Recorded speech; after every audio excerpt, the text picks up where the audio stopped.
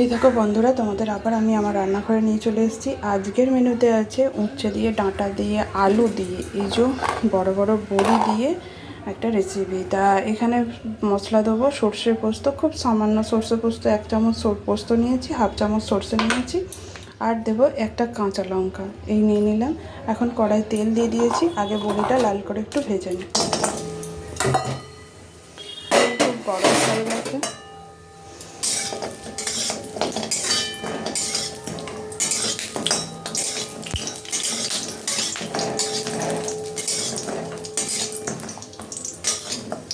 এখন তো প্রচণ্ড গরম পড়ে গেছে। যেদিন বৃষ্টি হচ্ছে একটু ঠান্ডা ঠান্ডা লাগছে, যখন বৃষ্টি হচ্ছে তখন, কিন্তু অন্য সময় তো রোদের সময় প্রচণ্ড গরম লাগছে। তা এখন তো এবার তেঁতো আর টক কি খেতে হবে, তা আজকে তাই একটু তেঁতো দিয়ে ডাল তরকারি করবো। তাই কীভাবে তরকারিটা আমি করি সেই রেসিপিটাই তোমাদের সাথে শেয়ার করছি। তোমাদের কেমন লাগলো কমেন্ট বক্সে জানিয়ে যেও আমার পুরো ভিডিওটা দেখে। তো এই যে বড়িটা লাল করে ভেজে নিই, ভেজে নিয়ে তারপরে একে একে আসছি।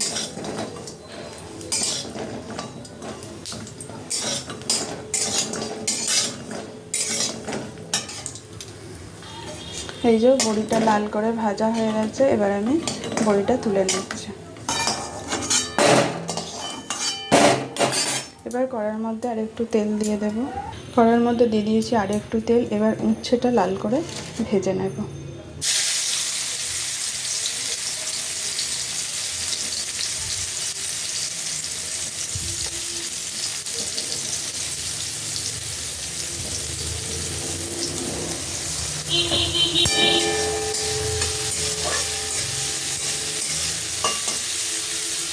উচ্ছেটা আগে লাল করে ভেজে নিই, তারপরে আসছি।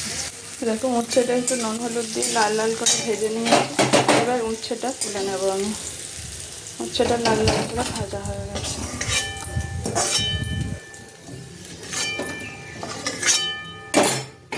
উচ্ছেটাই নুন হলুদ একটু দিয়েছিলাম। এই নুন হলুদ দেওয়া তেলটাতেই আলুটা ভেজে নেবো। আলুটা নুন হলুদ দেবো না। ডাঁটাটা তো সরু, ডাঁটাটা ভাজতে লাগবে না, কচি ডাঁটা। আলুটা ভেজে নিয়ে নরম করে লাল লাল করে তারপরে আসছি। আলুটা একটু চাপা দিতে হবে, তাহলে তাড়াতাড়ি নরম হয়ে যাবে। আলুটা চাপা দিয়ে দিলাম, গ্যাসটা আস্তে করে দিলাম।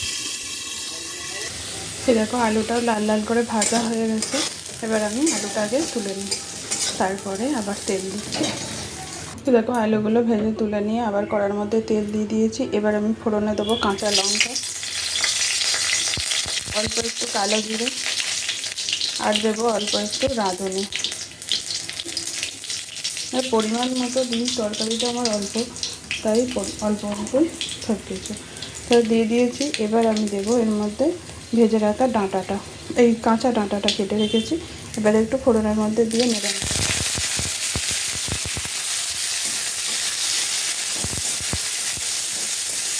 ডাঁটাটা তো বেশি ভাজতে লাগবে না, অল্প করে একটু নেড়ে নিলাম। এবার এর মধ্যে ভেজে রাখা সব ডাঁটা, আলু, বড়ি দিয়ে দিলাম। আলুগুলো এমন ভেজেছি যে নরম হয়ে এসছে, তাই বড়ি আলু একসাথে দিয়ে দিলাম। এবার বেটে রাখা মশলাটা দিয়ে দেবো।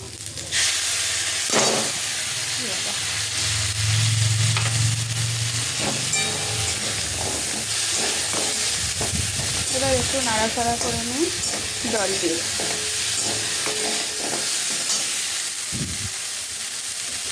নুন হলুদটা দিইনি, আগে নুন হলুদটা দিই। এবার তো সরষে পোস্ত বাটাটা দিয়ে তো একটু নেড়ে নিয়েছি। এবার আমি দিয়ে দেবো নুন হলুদটা পরিমাণ মতো দিয়ে দিলাম। হলুদ দিয়ে দিলাম পরিমাণ মতো নুন।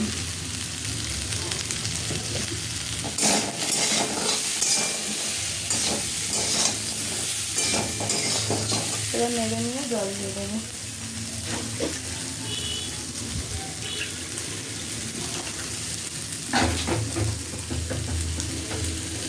মিক্সি বাটিটা দিয়ে জল দিয়ে দিলাম আগে।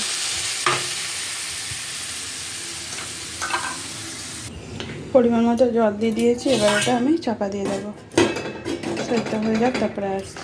দেখো আমার তরকারি রেডি হয়ে গেছে। এবার আমি নামিয়ে নেবো। এই গরমে এই উচ্ছে ডাঁটা তেতো তরকারি তো খুব ভালো লাগবে, তাই একটু ঝোল ঝোল রাখবো, কারণ বড়িগুলো আছে তো, বড়িগুলো মটর ডালের বড়ি খুব জল টানবে, তাই ঝোল ঝোল রাখবো। এখন নামিয়ে ফেলি। আবার এরপরে আরেকটা আলুর তরকারি তোমাদের সাথে শেয়ার করব, আর সেটা খাবো রুটি দিয়ে বা মুড়ি দিয়ে। লুচি পরোটা হলে খুবই ভালো লাগবে। অবশ্য আমরা আজকে পরোটা দিয়েই খাবো এই তরকারিটা, সেটাই তোমাদের সাথে শেয়ার করবো। আগে এটা নাবাই, তারপরে ওটা করবো, তখন আসছি। এই তরকারিটা কেমন লাগলো তোমাদের আমার কমেন্টে জানিয়ে যাও। দিয়ে নিয়ে এবার কড়ার মধ্যে সাদা তেল দিয়ে দিয়েছি, করবো সাদা আলুর তরকারি। তা লম্বা লম্বা করে আলু কেটে নিয়েছি, আমাদের লম্বা করেই খেতে চাই, তো লম্বা করে আলু কেটে নিয়েছি। কড়ার মধ্যে কাঁচা লঙ্কা দিয়ে দিলাম,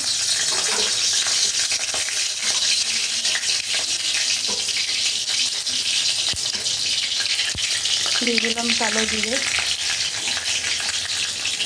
কালো জিরে আর কাঁচা লঙ্কাটা একটু ভাজা হয়ে যায়, ভাজা ভাজা হয়ে গেছে। এবার এর মধ্যে আমি দিয়ে দেবো আলুটা, কেটে রাখা আলুটা এবার দিয়ে দেবো।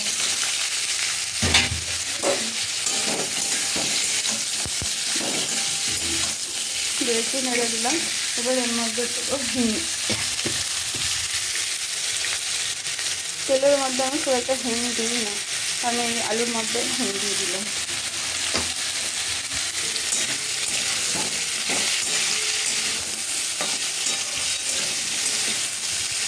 তোমরা কে কীভাবে করো এই সাদা আলুর তরকারিটা কমেন্টে জানিয়ে। আমি এইভাবেই করি, বেশি পরোটা দিয়ে দারুণ লাগবে এটা খেতে। আজকে আমি পরোটা ট্রাই করছি এই সাদা আলুর তরকারিটা। এবার দিয়ে দিলাম পরিমাণ মতো নুন। এবার এটাকে ভালো করে লাল লাল করে আগে ভাজবো, তারপরে জল দেবো।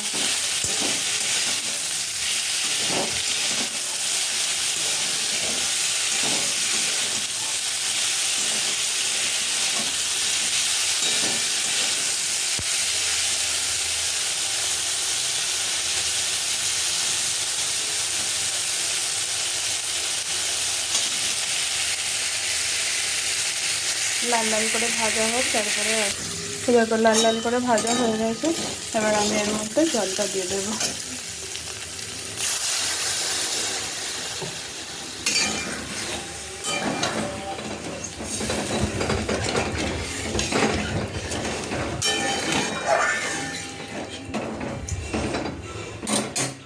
এবার কেটে যাক টাকা দিয়ে